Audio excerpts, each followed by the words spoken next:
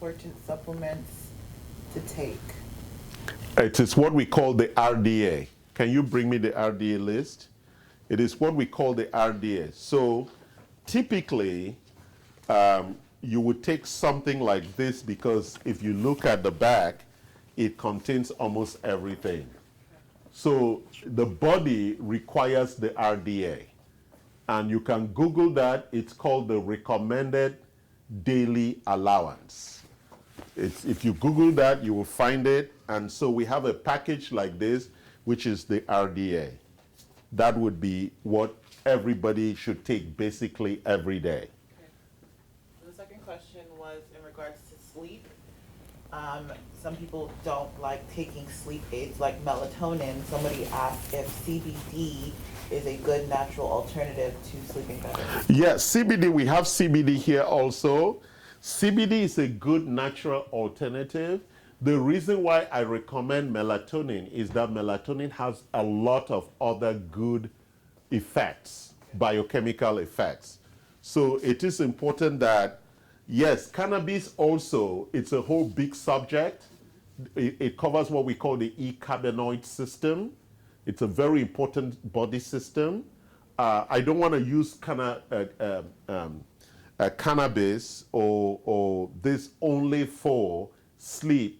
It covers a whole big topic on its own, including melatonin also covers a whole big topic on its own.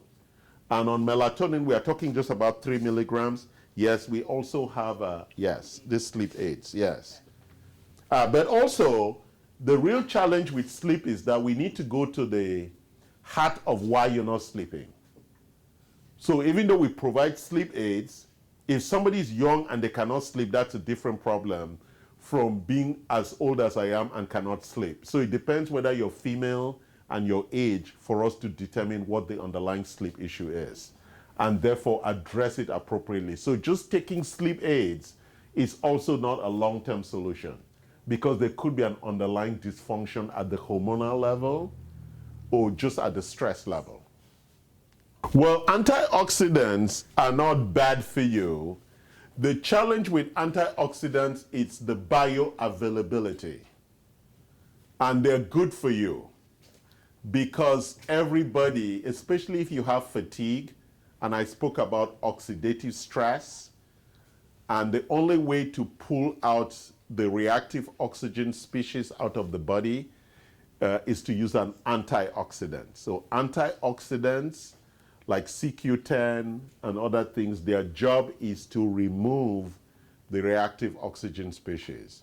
So it's very important for you to take either glutathione or you take CQ10 or you take, we have one here that's an external one that you rub, you spray on the body and rub.